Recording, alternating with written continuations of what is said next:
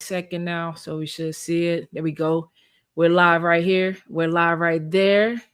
And then I'm waiting for you to jump in here. There we go. Boom. I just invited you there. So let me know when you see it.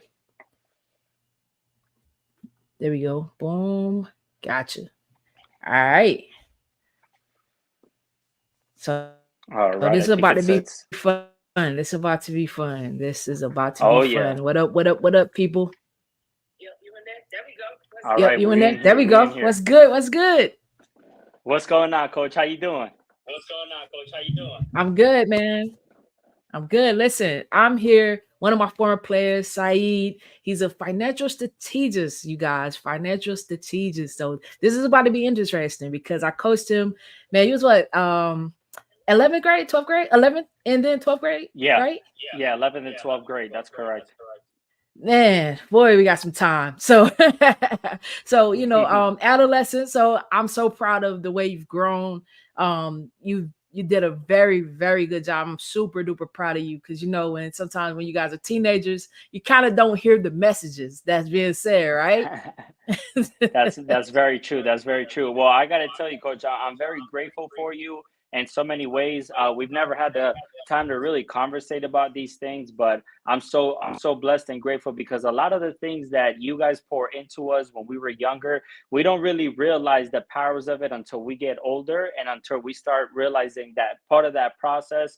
A lot of it has to do with the coaches and the mentors and the people that were in your life. So I don't think you guys realize the impact that you guys have on people until somebody gets older and starts applying those things in real life. So I gotta shout you out for that for sure.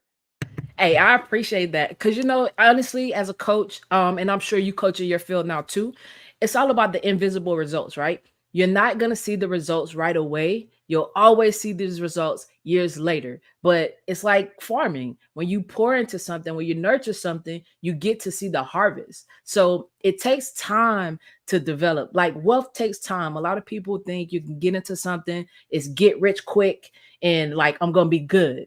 But if you don't know how to manage what you have, whether you make it big or not, like it's not gonna last. So I know that's your field, and I'm gonna let you take off and just tell everybody what it is that you do right now. I love it. Thank you so much. So yeah, so just I'm gonna give my quick 2 minute story real quick for those that don't know me. So my name is Sahid, guys, and I was born in Colombia, raised there. I moved here when I was 8 years old. I grew up around sports. First sport was soccer. Then I transitioned to basketball. Some way, somehow, I'm only 5'9". I'm not the tallest, but I ended up playing basketball. And so yeah, just I wasn't the best in school. I gotta be completely honest. I wasn't the best in school. I was the class clown, right? I was very hyperactive. I always used to get in trouble. And then, come senior year, basketball season's over. I didn't know practice. Right now, it's like, okay, like what's next? And my dad, he was in the military, and I wanted to go into the Air Force. That was my plan. So I talked to my dad, and I was like, Dad, I'm going to do the Air Force. He was like, Listen, son, do you want to tell people what to do, or do you want to get told what to do? I said, Dad, I want to tell people what to do. He said, okay, go to school first, get a degree. And then if you want to go in as an officer, you can do that. So I said, all right, let's do it. Mind you, I wasn't the best in, education in high school. So I was like, man, college, right? So I ended up going to Broward College. I'm doing my, associates there. I started getting really good at school. I paid very close attention. I was studying. So I was going to school full time and I was working full time, working in the hospitality industry. That's where a lot of the customer service, the relationships, and all that came about. So then, I finished at Broward College, went to FAU. I ended up graduating with a bachelor's in finance and a minor in real estate.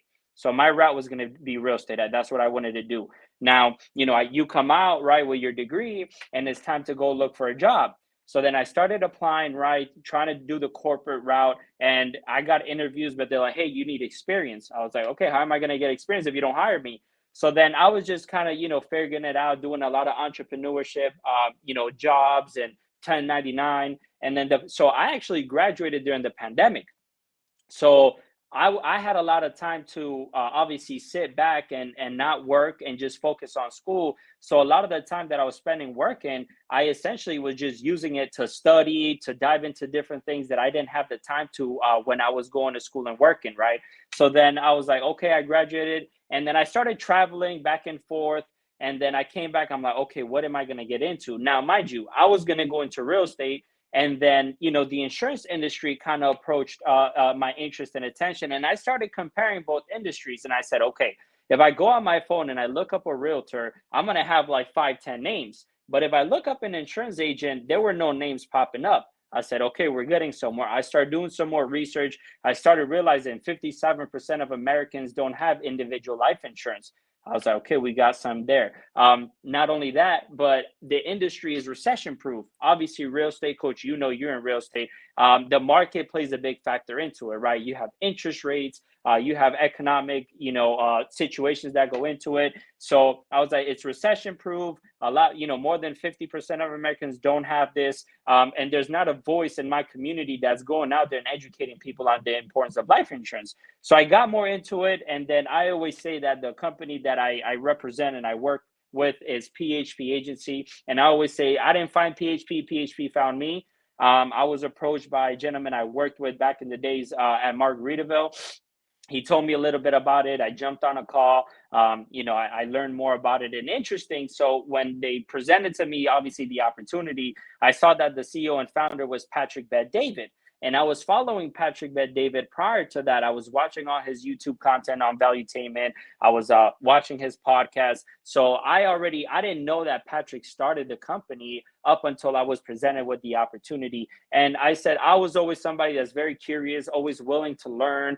I want to, try something new. So I was like, you know what? I kind of balanced it. I was like, okay, what's the worst that could happen? I get a license, right? I learned something new. I help my parents out with some insurance, make my money back plus more, and that's it. Or I end up doing really good. I find a talent that maybe I don't have, and I ended up building an insurance agency. And this side ended up being the one that came about. So I started just trying to come into the trainings. I started last year, November 15th.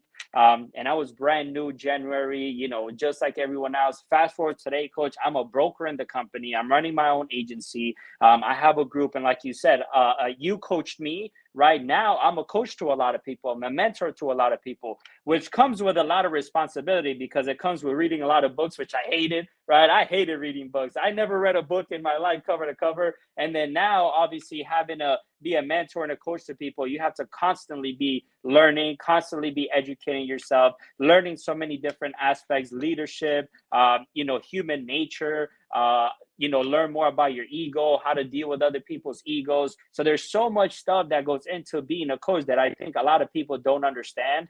And this is why today I respect you more than ever, because now I know what it takes to be that. So that's pretty much it. I know I said it was a 2-minute story and it went a little longer.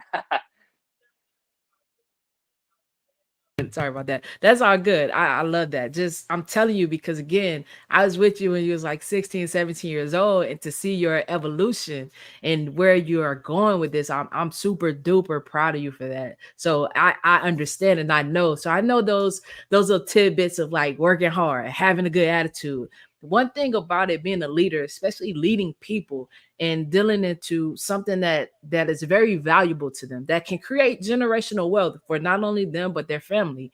You got to be well versed in what you do. So I'm glad that you immersed yourself into it. It's kind of like when we were coaching and we told you guys just sell out, right? Go all in. That's kind of Mhm. what we meant. Like, don't worry about naysayers, don't worry about distractions. Be all in with what we're doing and watch it develop. And you can see that as the season goes along. So I want you to talk about like how did basketball help you to truly navigate yourself in this industry that you're in right now and truly blaze your path? Because I know that you ran into some hurdles, of course, we all do. There was different times in your season that things have happened. So talk about that. Awesome. So one thing for sure, definitely, one thing I talk about a lot with a lot of people is discipline. So a lot of people want to be business owners and entrepreneurs, and they don't realize that there's so much more discipline that goes into it compared to if you just work for someone. You have a schedule that you have to follow. Being your own business owner, you don't have nobody really holding you accountable, so you got to hold yourself accountable. And sometimes waking up very early is very hard for people if they don't have somebody there telling you have to be up at this certain time. So in terms of discipline, that's something that basketball and sports taught me. For example, I remember in the summertime, right, when everybody's enjoying their summer, they're waking up late, right, going about it however they want to go about it. We had to be at practice at 5 in the morning. right? We're doing stadiums at 5:36 in the morning when everybody's sleeping in. So those little habits of doing that Monday through Saturday, doing it because you wanted to do something you really loved and cared for. So now loving and caring for my business, something that one day I'm gonna leave from my family, I have to be very disciplined. I have to make sure that I'm doing the things that not everybody wants to do, and I got that from sports. That's one. Two, also being coachable, right? Being coachable. A lot of people, their ego doesn't allow them to be coachable. They want to feel like they know everything. And for me, one thing for sure is I don't know everything and I'm never going to know everything. And being coachable is a very, very big aspect of it because, and that's one thing that I learned and I developed now that I didn't have before. At times, you're young, you're not really mature, you don't really understand, so you can be less coachable right now because I'm a coach to other people. I understand the importance of being very coachable, because I have a mentor, I have a coach, I have somebody that pushes me at every single level. You want to always have somebody that's guiding you, and looking at a bird eye view of your business, of your personal professional life, to kind of coach you through that. So I have a coach that assesses everything with me, and I'm a coach to others. So coachability, being very coachable is important. So we have discipline, coachability. I think working as a team is very, very important. So a lot of people, and this is something that unfortunately the school system kind of teaches you not to be, right? In school, they tell you, hey, work alone, take a test alone, don't work as a team. For example, don't fail, right? Failure is bad. You get punished if you get an F in school. When you're running a business, failure is very crucial because that's when you learn, right? When you're young, you want to take on risk, you want to fail as much as possible because that's how you're going to be able to learn and approach things much differently. So for me, that discipline, coachability, working as a team, I can go fast by myself, but I won't be able to go far by myself. I'll be able to go far with a team. And I also know in this business that I do, if I help someone else become, their dreams become a reality, I know my dreams will become a reality. So I think that's a couple of those things that I think that basketball and sports, if I grabbed all those things and I applied it, and there's so many more things, and there's new things that I learned that I'm like, oh my God, I learned this when I was younger. I'm applying it today. And it's very interesting. And like I said, that's why I'm so grateful for all those people. I go and have lunch with Seth, and he's seen my evolution as well. And I had actually one question for you, Coach. I Yes, wanted to sir. ask you, when you're coaching other people, right? When they're young, when they're in their teens, when they're in high school, because you've coached so many individuals and you've seen so many evolutions, do you see those signs early on in someone or not really? Yeah, so you kind of get to know people's personalities, right? And there's like four different personalities that we can go off of. You're either a dominant person, you're an influencer, you're steady, or you're cooperative, right? And this puts you in four different quadrants. So your dominant people, they're go-getters. They're like, listen, this is what I want to do. I have a vision. Let's make it happen. Your influencers are more people going, like they like interacting with people. The steady people, these are people that's kind of can get you in order. You need them. Your dominant people need them, and then your cooperative people, they're the paperwork people. Like, I don't like to do paperwork. It's just I don't like to do it, right? So I need to find someone that's what they love to do. So you can see it really early what someone's going to be, especially on a team. This is how you see your superstars, right? They do things a tad bit differently. Your role players, everyone has a specific role that they're going to play within a team. Same thing with business. And you just try to continue to drop gems and nurture that skill set that they have, because you guys, especially when I coach you guys, you all brought something different to the table. You all have different talents, and it's about grooming that talent, nurturing that talent, and letting you see it come to fruition. Some people get it, and then some people don't. But when those that do get it, it's elating. It's awesome to see, because you were a hardhead. Like, let's be honest, you were a little hardhead. Like, you was the type of kid, you didn't want to take no for an answer, which I love. You was like, there's nothing that I can't do, which I love. And you was gonna make sure you was gonna try to do it. So I love that about you, even then. So I know that in this business that you're in right now, you're just gonna thrive, because I know you're coming with the same personality and mentality.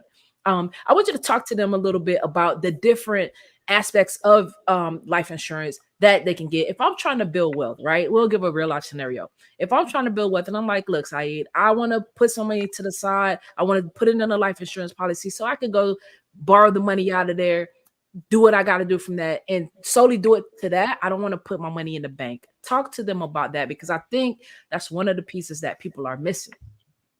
Awesome, awesome. Yeah, so life insurance is like an onion. There's so many layers that you have to peel to understand it in full spectrum. When you ask anybody on the street, they're like, "Hey, what's life insurance?" They'll be like, "Hey, if I pass away, my family receives money." That's the first thing, right? So there's actually three different types of insurance policies that I help my clients with. The first one's one called a term insurance. So a term insurance is limited in time. It's very affordable. So somebody could look to pay, let's say, $30 a month. They'll have it for, let's say, 30 years, right? If within those 30 years, God forbid, something were to happen, their family obviously receives the death benefit. And depending on your age, your gender, and your health, you get approved for different quotes. Okay. The next one is one called return of premium. And this one's just like term. The only difference is that you actually get your money back after the time it expires. So let's say you get it for 30 years. After 30 years, you get all your money back. So it's a way for you to like save money, okay? But then have that additional benefit of obviously receiving a death benefit if God forbid something happens, okay? Then the last one's one called the permanent policy. It's called the Index Universal Life Policy. It's become very popular with that infinite banking, cash value aspect of it. So this one has three different benefits. The first one is obviously a death benefit. The second was living benefits, right? It's called life insurance for a reason, not death insurance. So you're supposed to use it while you're alive. So I know for right, like if you were to look up the people's number one debt burdens is medical expenses. We don't save 40, 50, 60 grand, on the side in case we get sick and end up in the hospital. So with a permanent policy, you have living benefits. God forbid you have a heart attack, a stroke, terminal, critical, or a chronic illness, you'll be able to access money to pay for medical bills, as well as let's say you cannot work, you're able to access money to pay for your bills while you can't work. And the last one's a cash value account. Okay, so when you essentially save into a permanent policy, it goes into two buckets. One bucket is the cost of insurance, right? Death and living. And then the other bucket is in a savings account that's growing with the market and an index strategy. And an index strategy is a floor and a ceiling. That means that you're able to make up to a certain percentage, but when the market goes down, you don't lose any money because the insurance company takes on all the risk. Now, that cash value that you start building, okay, it grows tax free. You'll be able to access it tax free. So it's one of the very last loopholes in terms of tax advantages. We have a senator, her name's Elizabeth Warren. She's trying to tax life insurance because she understands that that's one of the last things in terms of tax advantages. So a lot of young people are using permanent policies as a supplementary retirement account, right? I'll save some money every single month. I'll have death and living benefits at an extra rider, but then I'm building wealth that's growing without taking any losses in the market, as well as growing tax-free, and I could access it tax-free. Now, when you build that wealth, let's say 10, 15 years go by, right? There's two options of taking out that money you built up. One is just taking it straight out, or the other one is being your own bank where you're able to take a loan out against that money, use it, okay, while that money is still growing, but it's taken out of your death benefit. Okay. So then when you pay it back, you're paying yourself back and not a bank. So there's so much more to it than just, oh, if I pass away, my family receives money. Now, the reason why I took this route, okay, was one, a lot of people, there's a huge lack of financial education. I went to school for finance, and a lot of the things that I learned about, doing this business, I learned outside of school. School didn't teach me a lot of these things, which is very interesting and weird, right? Also, if I ask a lot of people, hey, who do you think has the most money, banks or insurance companies? They'll be like, banks.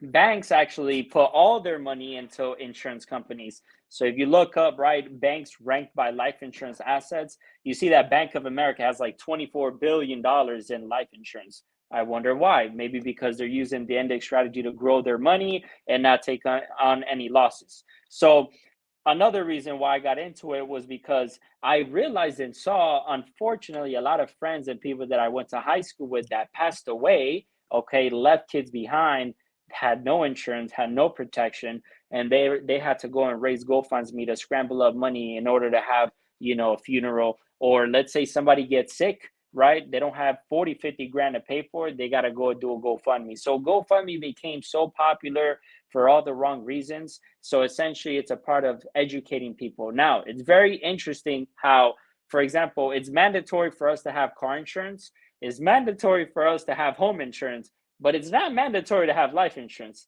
So for a lot of people, it's like, do you think a car and a house is way more important than yourself? And especially if you have kids in a family, like I have insurance. Like I'm not gonna go out there and sell something I don't own myself. And I'm also building that wealth. I'm very diversified. Now, there's two different sides of just like sports. There's two different sides. There's offense and defense, right? Uh, with my finance degree, I would have went into wealth management, investment banking. That's all offensive, okay? Now there's defense. Defense is insurance, is where you have protection. You're not going to participate in all the gains the market does, but your money is protected. Now, coach, what wins games, offense or defense? Hey, defense wins championships, baby. Trust me. There you go. There you go. So that's a perspective. Now, a lot of people are like that get into the business. They're like, "Oh, I don't know how to do sales. I don't want to do sales." First of all, we all do sales, right? We all do sales. Everybody does sales. Every guy out there that goes and tries to talk to a girl, they're trying to pitch themselves in terms of why they're better than everybody else. That's one. Two, a lot of people sell themselves out of not doing sales. I can't do it. I can't do it. That's you selling yourself that you can't do sales. Okay.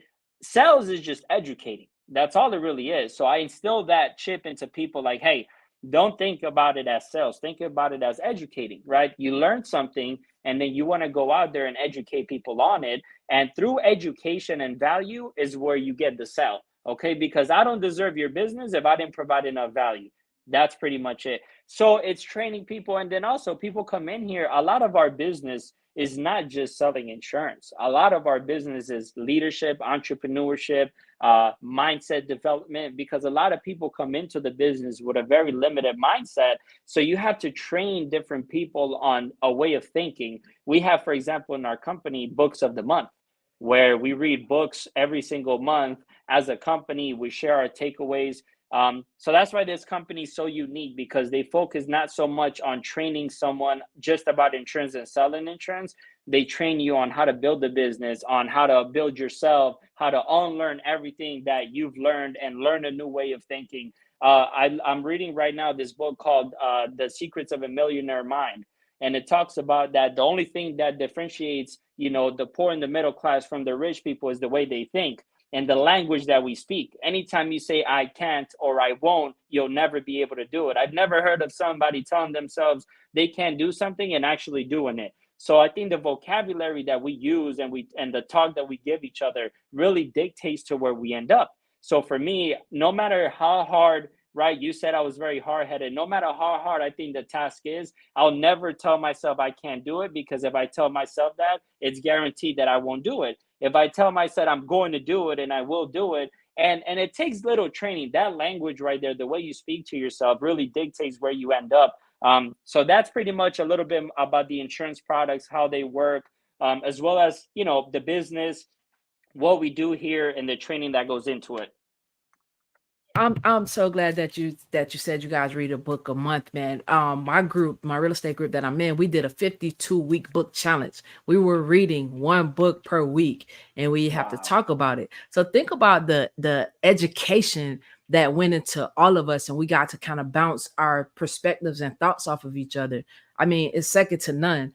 When you're developing, whether in business or a team, it's not just the championship at the end for your team, but it's going to be the growth that you see in the people that you're giving the value to.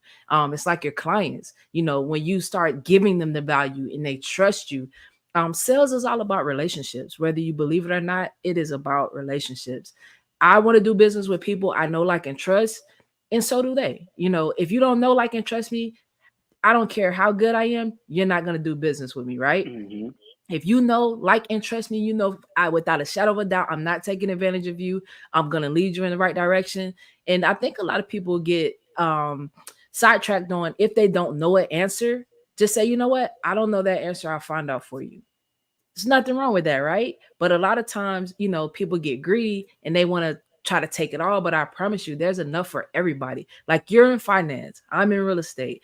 Our lanes can run side by each other and still be successful. They even Hmm. cross over with one another, right? So it's all about relationships. I have a relationship with you. So I would not be afraid to bring my clients to talk with you that need that, and vice versa. I would want to think that you feel the same way. So relationships are very important and key. How are you using even that from basketball in your business? Oh, well, so that, oh man, coach, that's what a great question. So when I remember when we would go on, I'm hearing the echo, so just mute. Awesome. So I remember when we were doing travel ball and we would go and travel together. We would stay in a hotel together. There's a lot of relationships that you build.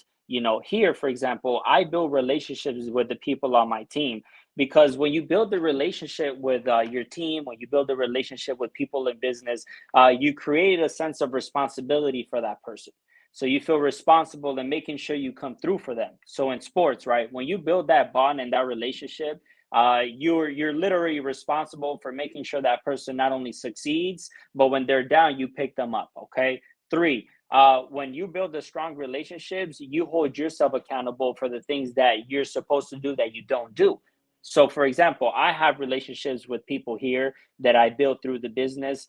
I hold myself accountable when they're not looking because I know that I owe it to them to come through on whatever I say I come through, right? So for me, that stuff that you learn in sports in terms of building a relationship with your team, and you see it, a lot of the successful teams in any sport, they build a really strong bond and relationship outside of the basketball court, outside of the field.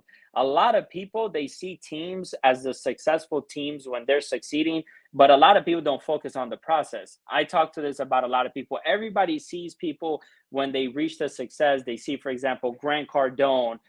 They see, Elon Musk. All these people that are so successful, but they don't study the journey and the process. They don't understand that Elon Musk was borderline about to go broke, and SpaceX was going to be non-existent if that last launch didn't happen, right? So when I talk to people, I'm like, study greatness, study people's journeys to understand that all the hardships that you go through, all the difficulties that you go through are part of it. Every time I go through a hardship, I'm like, okay, I love it. Why? Because I know I'm evolving and I'm going to my next, step.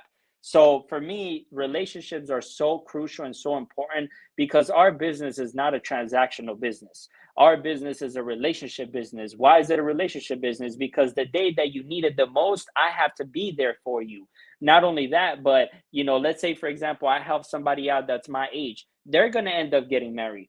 They're going to end up having kids. So the needs for insurance start to change as time goes by. And I always say that if you want if you want a paycheck real quick, be transactional. If you want a long lasting business that's going to pass down to your family, create relationships that are going to last that time.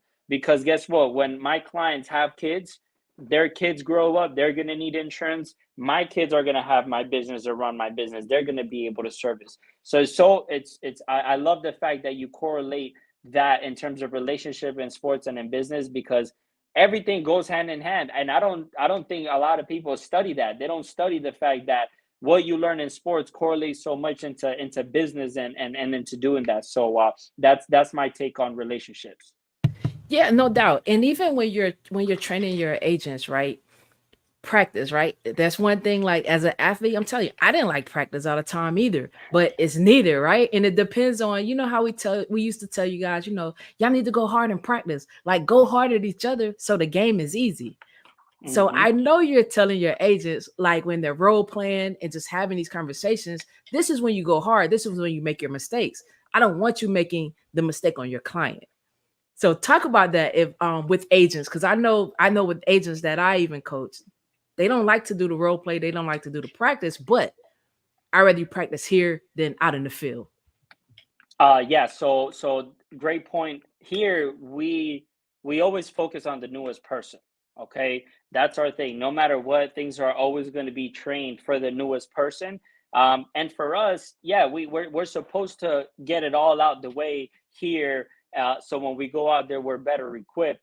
And that's something, like you said, a lot of people don't like doing it. A lot of people come in here, they're like, oh man, this again, because they don't realize. So we were doing a training, one of our mentors here, senior vice president, he was doing a training on scripts.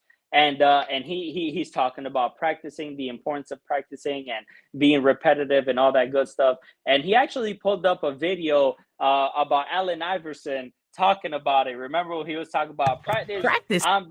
Yeah, practice. So then we see what Allen Iverson, ended up doing in the league. Obviously, great player, like one of the top, but he didn't get the success that, for example, Kobe Bryant had when they were playing for Team USA and everybody's out partying. They're coming back from the club and they see Kobe Bryant with ice packs on his knees. They're like, bro, what are you doing? Well, I just came back from practice when everybody, and then you see what Kobe was able to achieve. So, and then we see Coach, Prime talking about that. We practice, right? Like it's the game. So when we play the game, it feels like practice. So practice is very, very crucial because you're training that muscle. So when you get there, it's already second nature. But if you don't practice hard enough, when you get to the game, you haven't developed that muscle in order to perform good enough, and then you end up treating the game like practice, and then you end up getting run through. So that's my take.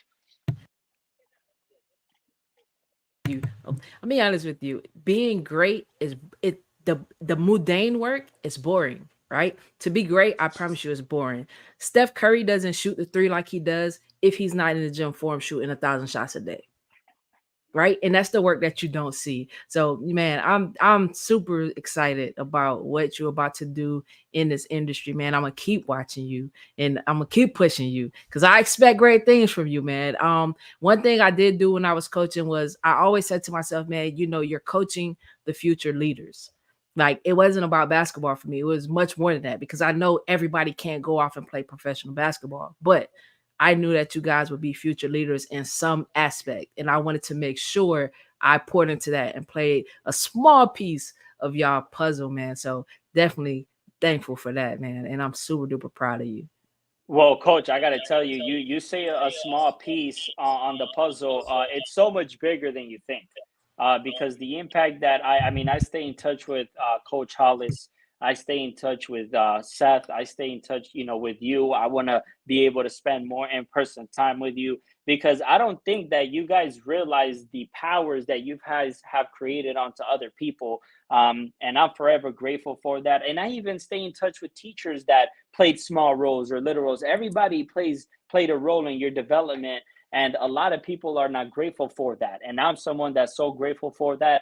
That's why I always like to make sure that we have this relationship. And I show that gratitude through my performance because I think that that's the best way that I can show that is like, hey, listen, I may have been this when I was younger, right? All you poured into me wasn't time wasted. Fast forward to today, everything you taught me, I'm applying it on my day-to-day basis. I'm a better person to my family. I'm a better person to my business. I'm a better person to the people that are around me. And all that really stems from all those people that played that big role when you were younger. So that's a big part of that obviously comes from you. And don't think that, that time that you would spend with me. And I know I was difficult and hard, but nowadays, you see what the impact that you've had, and I'm going to continue because we're only getting started. We're only getting warmed up. The vision is real.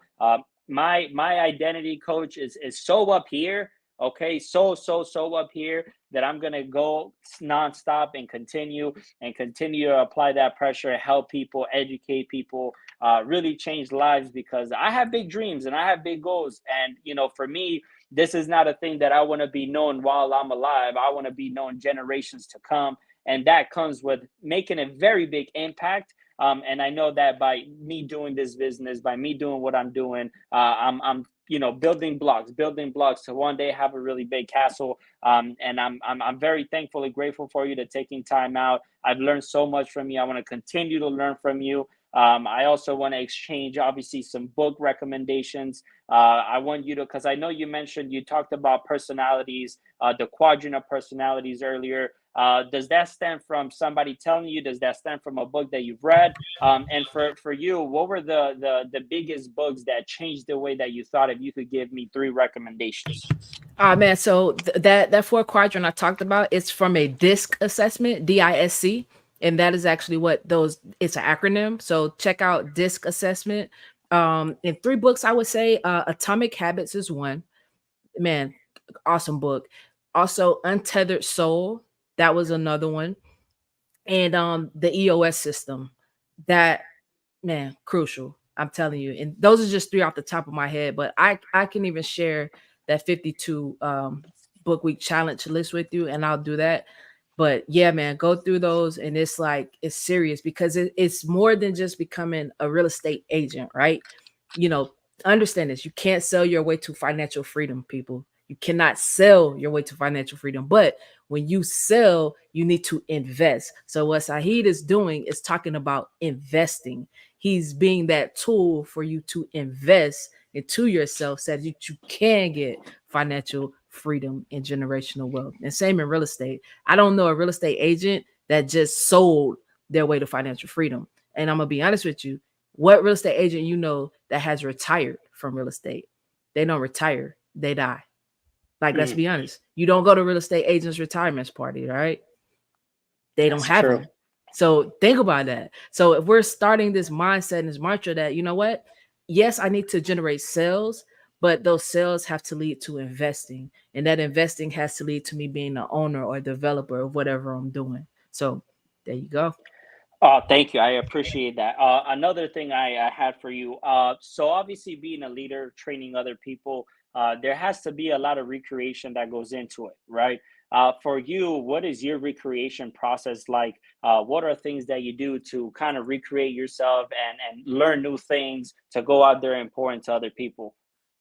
So for me, I battled with this side because even I had my real estate license when I was coaching you guys, but I was so engulfed in basketball, I didn't really say that, hey, I got my real estate license. I was basketball, basketball, basketball. So the thing is, I've always kept myself abreast of what was going on in the real estate industry, and I'm a point guard, right? So I took my mantra as this: what did I do as a point guard? I assisted my teammates. I put them in the best possible position to score. I knew everything that was supposed to happen on every play, whether it was offense or defense. I do the same thing in the real estate industry. So I make sure I'm assisting agents, getting them in the right positions. Even my clients that's buying and selling, I always want to put them in the right positions. I'm looking at the market. What's the market doing? That's my scouting report, right? I'm looking at other agents because essentially they're my competition, but they're also my teammates. So I want to know their strengths and weaknesses. What do I have to do to make these deals work? Right. So I study me to know where I'm supposed to be. So you said you're 5'9" at the beginning. Imagine me as your coach put you to play center against somebody that's 6'8". We're not going to be successful, right?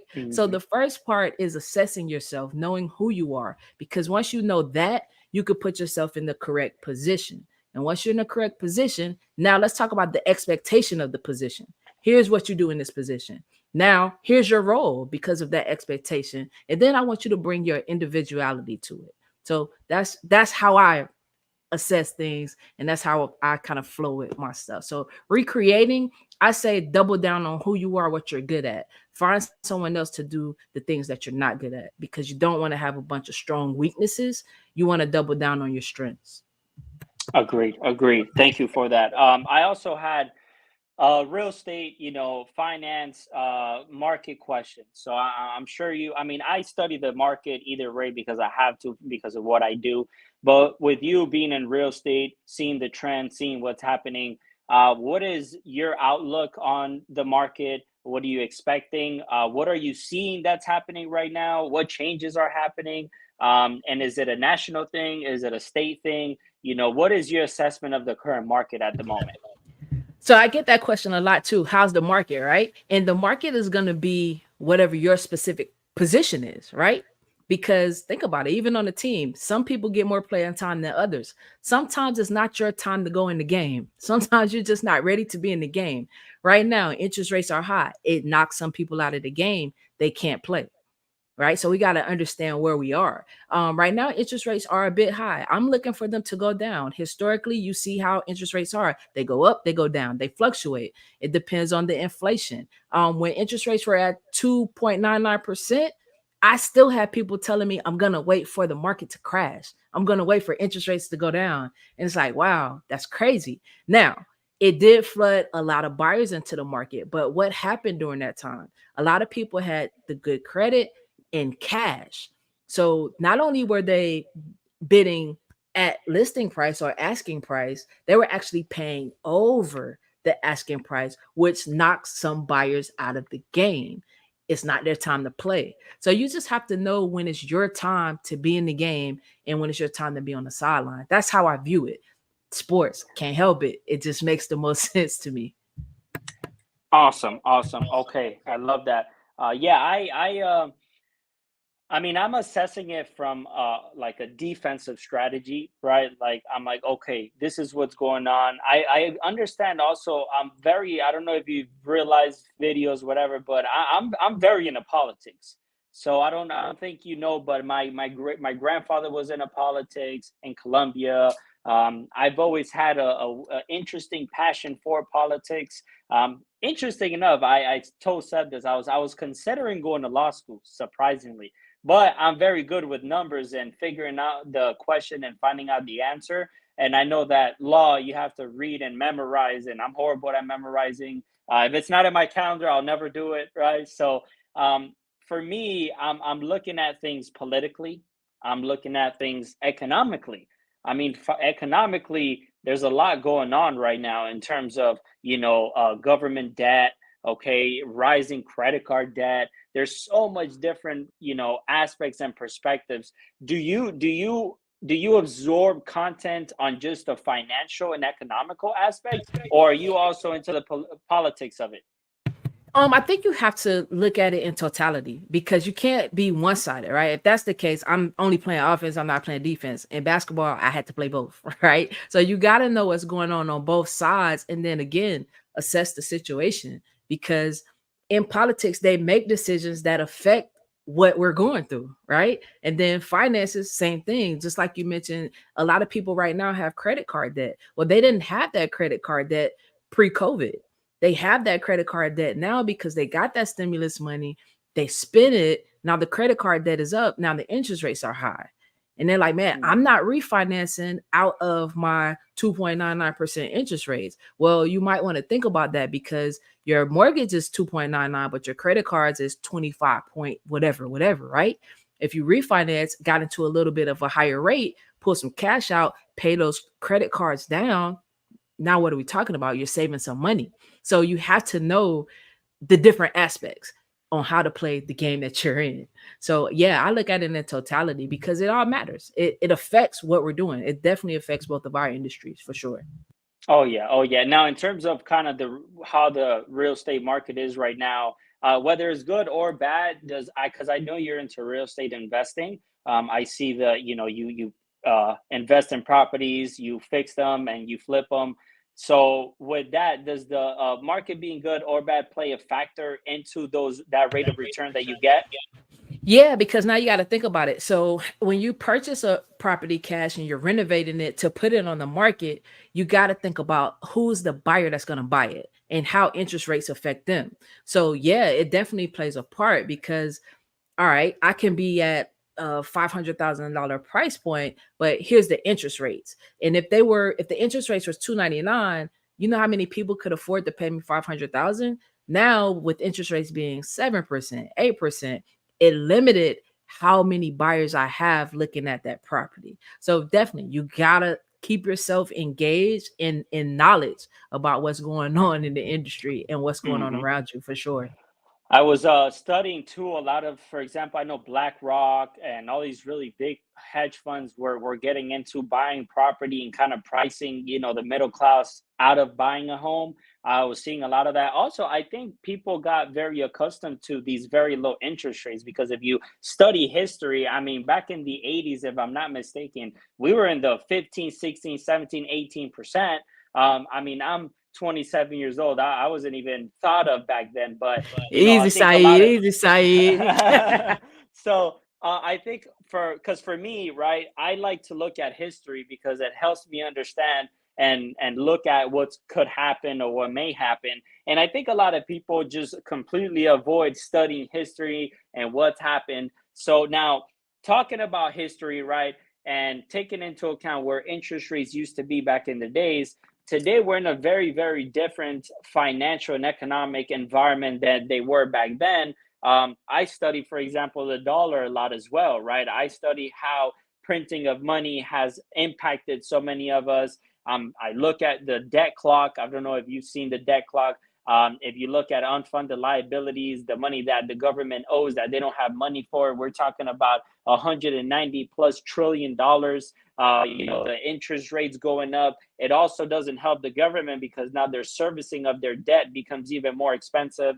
Now you're talking about a $2 trillion in the last month. So all those things that are happening, if you were to look at history and look at how it was back then compared to today, how is your assessment of that? And if there's a lot of problems out there, how are we going to solve all these issues? To be something that history repeats itself if you don't pay attention, right? If you don't pay attention, it repeats itself. So when those rates were 12%, 15% back in the 80s, where was your property values, right? Property values were extremely low. And then you got to look at the minimum wage. The biggest complaint right now with people in Florida is that it's getting too expensive and they're trying to get out so that they can live comfortably. Because if we don't raise minimum wage, right, how can people afford to live? There's no there's no gauge on how much you can increase your rent, right? It's hard for people to get loans. They just financially can't cut it. We're running into this a lot with buyers needing help purchasing the property. A lot of sellers are like, man, it's like I'm paying them to buy my property. It's just the landscape of the market that we're in right now because people aren't playing with a lot of cash. Those interest rates are killing them and they Hmm. barely can afford the house. So I think it is going to be rectified. It's just going to take time. It's like the season. Every year we have 4 seasons and they happen regardless of if we do anything or not. So right now the season is we're a little down. Our interest rates are high, we're down, but they will come down. We'll get the buyer spending back. We'll get that confidence back. But a lot of millionaires make money off of debt. We just don't know how to use debt correctly. So that's why I'm so excited and happy that you're using financial literacy. And if we can reach people earlier, right? Because again, you learn this stuff when you were out of school. Of course, I learned it when I was out of school. If we learn financial literacy at an earlier age, I think that within itself, the education, the value will help us eliminate some of that debt, especially for future generations. That's another reason why I take so much pride in what I do, because the power that we have of going out there and educating people. Like, I wish somebody would have talked to me about these things when I was younger. Every time I talk to people about life insurance, everything that goes into it, retirement planning, the first thing I always get is, I wish I knew this sooner. Okay, now when I go out there and I speak to people, it's like a lot of the young people are not thinking about these things. They don't realize that the earlier you start, because they don't understand compound interest. Okay, the sooner that you start, the more you have down the line. For me, I've it's interesting because for me, I don't know if I told you this, it was very humbling for me to go back to South Broward doing what I do now and teaching and educating some of the teachers there.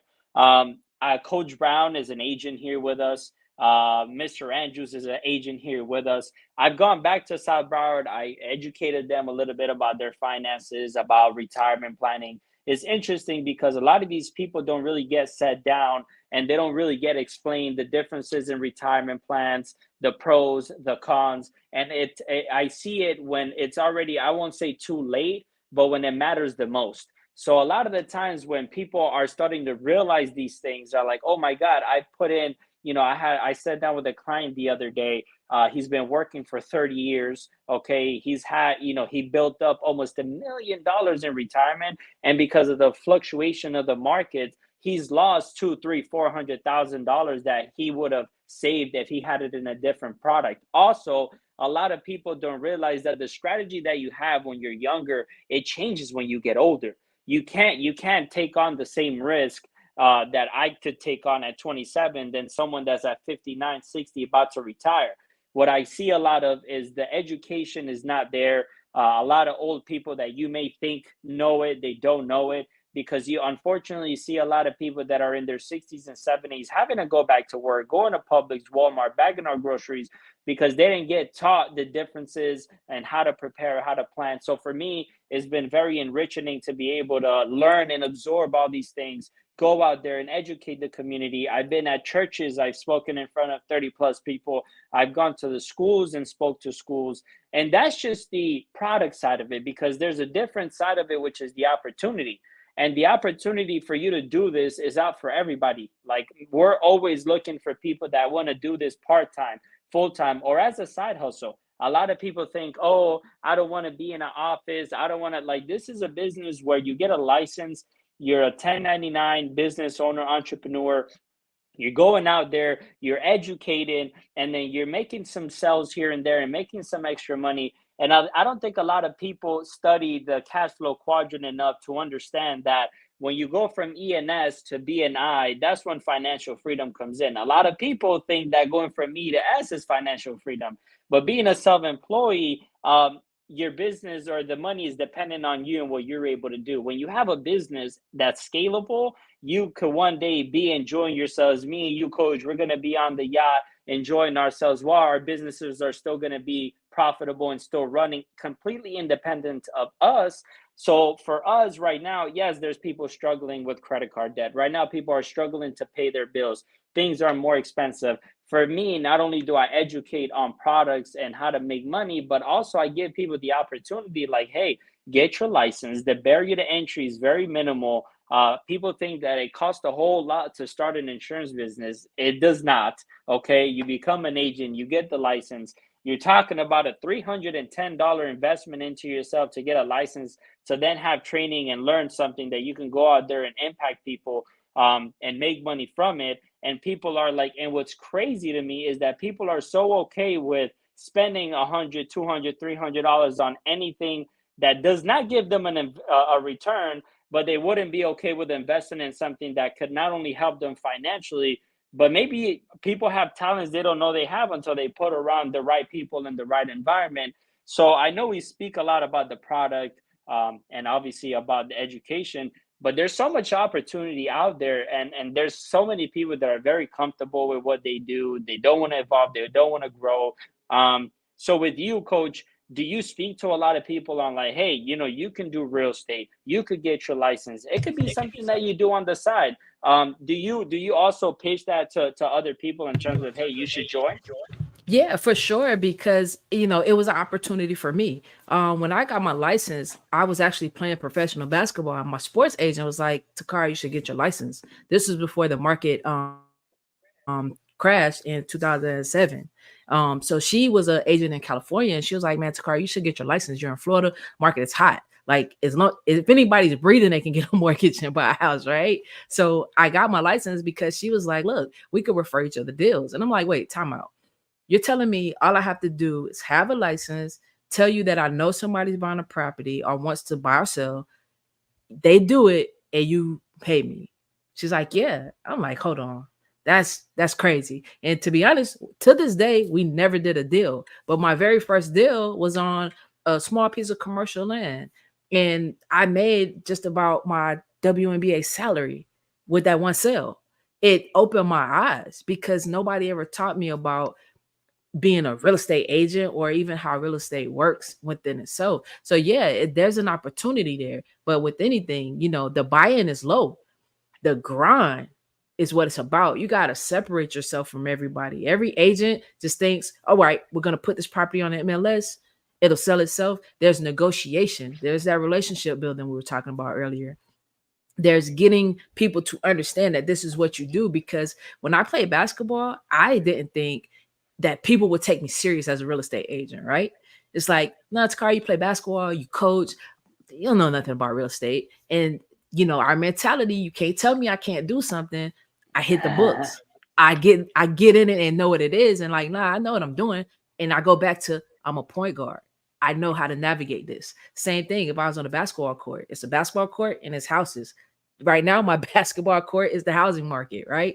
So I'm Mm-hmm, just trying to mm-hmm. put my teammates in positions to score, and also putting myself into a position. I want to leave a legacy for my family and for people that I know. So yeah, it always want to talk about how you can be successful in this business. You don't have to know about the business before getting licensed. You can learn it and then truly grind and go get it. But you gotta educate yourself in it, whatever that is, whatever field you're going in, be the best at it. Arm yourself with the tools that you need. Coach, I had a question for you, and I probably have a couple people part of the team on here that are probably urging for me to ask. Have you ever considered maybe adding, the insurance license to your arsenal and doing this as well? Let me tell you. So, probably I would say about 10 plus years ago, I actually was taking my insurance license through Primerica. So there was a point in time where I did think about it, not even gonna lie. I was about to do it. And I just never went all the way through with it. But listen, there's nothing that's off the table. Listen, the average millionaire has how many streams of revenue? Seven. So Hmm. once again, I'm not a person that limits myself. If it's the right situation, of course. If it's I not the love right it. situation, hey, the timing might not be right. It just depends. So yeah, I I'm not love it. opposed. Okay, so I know you're in Jacksonville at the moment. When you come down here, we have events here at the office. I would love for you to just come by, learn more about the company, the products, and what we do. And if it's something that obviously you're open to, we can definitely talk about it. I actually have, a lot of agents that have transferred over to Primerica to here. Nothing wrong with Primerica. Primerica is a great company. The thing is, Primerica only offers one product. Okay, we don't work for one company. We actually represent multiple companies. So I'm able to service my clients through different products depending on what they're trying to solve for. So yeah, I know, I mean, a lot of realtors do this, right? A lot of insurance agents do real estate. It all goes hand in hand, because when you're helping someone buy a property, guess what? They're going to want to have protection in case something happens to them, so their house is taken care of and their family is taken care of. So for you, because I know you have so much influence, because you already have a huge market and you have a lot of clients you develop relationships with, a lot of realtors are like, you know what, why not? Let me get it, right? And then it's just another weapon in my arsenal. And also through this business too, is very interesting, because when you offer the opportunity to someone else, you can little by little start building an insurance agency that you can duplicate yourself into others. Because at the end of the day, one thing that really got me when it came to insurance was the aspect of being able to duplicate myself to others and have multiple people, right? 50, 100 people spread out doing what I'm able to do, right? With real estate, you can do that as well. But for me, insurance was like, and like you said, millionaires have seven streams of income, right? Every time someone starts and I duplicate myself into them, one stream, right? Another person, another stream. And when you have an army of 500, 1,000 agents, right? You have 500, 1,000, streams of income. Why? Because you taught them how to do the business, and our business model compensates the people that obviously build other people, because the industry lacks agents. So before, in the past, there used to be 200 and 16 million Americans for 500,000 licensed agents. Today there's 316 plus million Americans, but only about 385,000 agents doing it. So the amount of Americans have increased, but the amount of agents doing this have decreased. That's why the supply and demand is so high in our industry, which I know real estate, and you can correct me if I'm wrong. I know real estate is very saturated. Like, everyone does real estate. There's so many realtors out there. With insurance, there's a huge, lack of people that do what we do. Yeah, so I made it to the WNBA, right? So I just wanted you to know, everybody that I started playing with in middle school, there's this fluctuation. There's about 4 million people that play youth basketball, right? And as you get to college, it starts streaming down and streaming down. I made it to the 1%. So whether is whatever market, whatever industry is saturated, I have a different mindset, because I know that I could be the 1% because I already got there, right? So I already proved to myself that I can accomplish anything. And in real estate, everybody does real estate, but does everybody really do real estate? No. Right. That's So a you good got to point. separate yourself. You know what I'm saying? Everybody got a license, but that doesn't mean this is what you do. You know what I Mm. mean? So, and that's in any industry. So yeah, I mean, again, that's why relationships are so important, because I know how much I could take on. So it's like this, like your company sounds like something that my company is a part of too, EXP.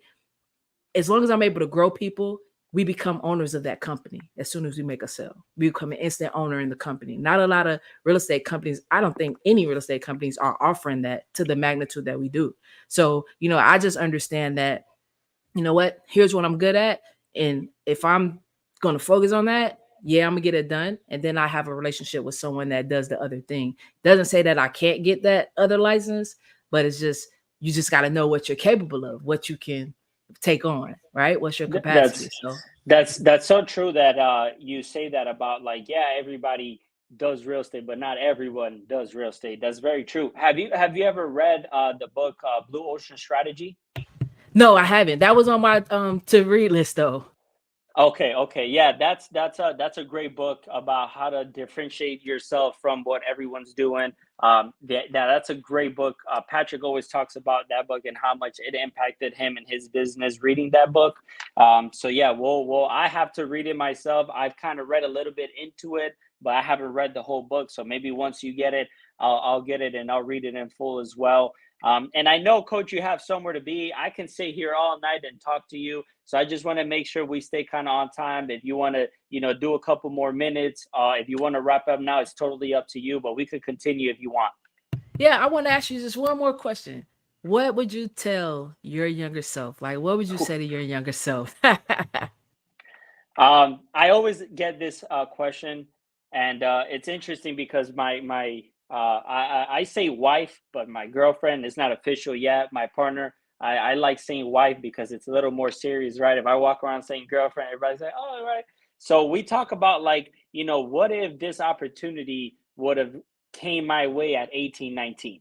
Because I've had a couple 18-year-olds, start the business, got traction. They were doing good, scaled up in promotion, and then boom, they disappeared. So I think that what I would tell my younger self is get a mentor. Get a mentor. I think that right there is very. I put a video out talking about, a lot of people underestimate having a mentor. Okay, having someone that has reached the level of success that you want to achieve. Okay, and pick their brains and then, hey, how did you get here? Help me get here. A lot of people, right? They go to a job, they work a job, and they look up. Okay, you have I'm here. There's the manager. Then there's the manager of the manager. Nobody ever goes to 2, 3 levels up and says, "Hey, I just want to take 5, 10 minutes from you. Let me treat you to lunch. How did you get here? Okay, how's your day-to-day life look like? And if that's how you want to live your life, then stay there. If not, maybe you have to reconsider, because this is the thing in this business and what I do. There's always a next. There's always a next. I think people become complacent and comfortable the moment they don't have a next. You have to identify your next always. You have to always have your 5, 10 moves planned out. I know what I want from now 5 years. I know what I want now for 10 years. That's what keeps me excited. That's what keeps me up, gets me up in the morning, because I know what I'm trying to solve for. A lot of people, they have a job, but they don't have what they're solving for, or they don't go and talk to somebody that solved it already and get some points from them to be able to solve it quicker. So if I could go back, I'll be like, hey, remove your ego. Okay. Don't feel like you know it all. Don't try to figure it out. Because a lot of us, when you're young, you're like, you want to make it on your own and you want to be the one that did it, right? Self made. Nobody is self made. Like, you, at the end of the day, have someone that helped you and guided you. And even the top of the top, Elon Musk has a mentor. Elon Musk has someone that sees what he's not able to see. So for me, if I could go back, I'll be like, hey, get a mentor. Even your coach, like you, coach, like if I can go back at 18, I would have been like, you know what? I want to create such a close relationship with my coach, Takara Williams, where I spend, 30 minutes to an hour with her. I treat her to lunch, because at the end of the day, you have to value your mentor's time. You know what I'm saying? You also have to provide value. You also have to go out there and learn things and bring it back and talk to your mentor and be like, hey, this is what I learned. Hey, you taught me this. I went and applied it. These are the results. when you have a mentor, you also have to provide value to that mentor. So for anyone out there that's young, whether it's your teacher, whether it's someone that is close to your family that has reached success, create a relationship with that person, ask them questions, ask them about their journey, because it's going to cut back time. Because when you have a mentor, what would take you by yourself 10 years to achieve, it could take you 5, if not less. So that would be, mine is go out there and get yourself a mentor, and get that guidance that you need to go to the next level. Yeah, listen, you got to shorten the learning curve, right? And a mentor does exactly that. And for all of you that want to know, yes, I beat Saeed in basketball. I'm just telling y'all what it is. Hey, coach, don't do this. Don't do me like that, man. Don't. You see, we might have to go back to the court. I still have it in me a little bit. It's very interesting because I could go a year, 2 years without picking up a basketball, and I go and I pick it up, and it's like I never stop playing basketball. It's like riding a bicycle. When you do it so much and you practice so much, it's second nature. So for me, I know you made it, to the 1%. I didn't, you know what I'm saying? I was part of the 99%, but I still got a little game in me, coach. Don't do me like that. We should actually do a league, like a real estate and insurance league. And we get a team together. I actually there's an agent here. His name is Marvin. He actually played pro basketball. He played overseas. And he's here. So I love athletes. I love military people. I love military people. Military people also have that mindset. Military people have seen the world that we haven't seen. People, when they go and go overseas and they're in the midst of war, the mentality that you got to have as a military person is very different than your average Joe, and sports as well. The adversity that you have with sports, the failures that you have with sports, getting past those humps. So yeah, coach, don't do me like that. I still got it. We'll do a one-on-one, and I'm not gonna let these people think that you could beat me. I love it. Hey, I gotta keep you on your toes, man. Gotta keep you on your Always. toes. Yeah, but hey, I appreciate you, man. I am proud of you. And definitely, man. Hey, I like that league, man. Hey, we can get it down. I love it. I love it. Insurance versus real estate. Let's get it. I like Let's it. go. Coach, All thank right. you. Thank you so much for your time. I appreciate you. I have so much love for you. I can't wait to see you in person, spend time with you. Can't wait for you to come by and see what we're doing here. Best of luck with everything. Get in touch with me when you get back, and have fun at the game tonight. I know you're going to a football game.